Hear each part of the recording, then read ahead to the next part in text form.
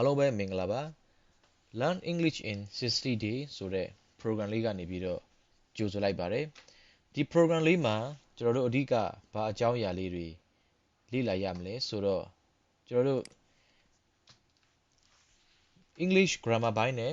ပတ်သက်တဲ့အကြောင်းအရာလေးတွေဖြစ်တဲ့ကျွန်တော်တို့တွေ trap verb tenses verb 12မျိုးနဲ့ကျွန်တော်တို့တွေသူ့ရဲ့ structure ဘိုင်းတွေကျွန်တော်စပြီးတော့လေ့လာမယ်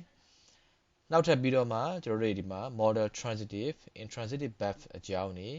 adjective adverb တွေနဲ့ nouns pronouns နဲ့ articles တွေဘယ်လိုမျိုးအသုံးပြုမလဲဆိုတဲ့အကြောင်းအရာတွေကျွန်တော်တို့စပြီးတော့လေ့လာပါမယ်အဲ့ဒီကနေကျွန်တော်တို့ဆက်ပြီးတော့ဒီ grammar ဘိုင်းတွေကျွန်တော်တို့လေ့လာပြီးသွားပြီဆိုလို့ရှိရင် sentence formation အပိုင်းတွေကျွန်တော်ဆက်ပြီးတော့သွားပါမယ်အဲ့ဒီမှာကျွန်တော်တို့ sentence creation လုပ်တဲ့နေရာမှာကျွန်တော်တို့သုံးတဲ့ connecting words တွေ phrases တွေclause တွေနဲ့ကျွန်တော် reported speech အကြောင်းအရာကျွန်တော်ဆက်ပြီးတော့လေ့လာပါမယ်ဒီအကြောင်းအရာတွေကကျွန်တော်ဘယ်အချိန်မှာအသုံးပြုမှာလဲဆိုတော့ကျွန်တော်တို့ IELTS တို့ PTE တို့ Duolingo တို့ဖြည့်တဲ့နေရာမှာကျွန်တော်တို့အဓိကအဖြစ် grammar ဘိုင်းတွေကျွန်တော်ပိုင်နိုင်ဖို့လိုပါတယ်နောက်ထပ်ကျွန်တော်တို့ဒီမှာ conversation practice အနေနဲ့ကျွန်တော်တို့ဒီ job interview မှာကျွန်တော်တို့စကားပြောတာတွေနောက်ကျွန်တော်တို့ဒီ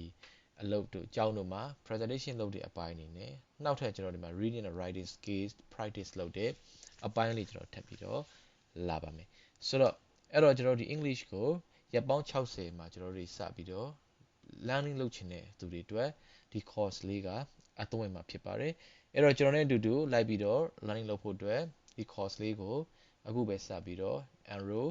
လုပ်ပေးဖို့အတွက်တိုက်တွန်းပါတယ်ဆိုတော့ enroll လုပ်ချင်တဲ့သူတွေအတွက်ကျွန်တော်တို့ရဲ့ဒီ Career Link Academy ဆိုတဲ့ကျွန်တော်ရဲ့ဒီ training website လေးတွေမှာ course တွေကိုဝင်ပြီးတော့ကျွန်တော် buy now ဆိုတဲ့ button လေးကိုနှိပ်ပြီးတော့ကျွန်တော်တို့ဝယ်နိုင်ပါတယ် course ကျွန်တော်တို့ဝယ်တဲ့အပိုင်းလေးကိုနောက်ထပ် video လေးတစ်ခုအနေနဲ့ကျွန်တော် YouTube မှာတင်ထားတာလေးရှိပါတယ်ကျွန်တော်ရဲ့ YouTube channel လေးမှာလည်းဆက်ပြီးတော့သွားပြီးတော့လေ့လာနိုင်ပါတယ်အားလုံးကို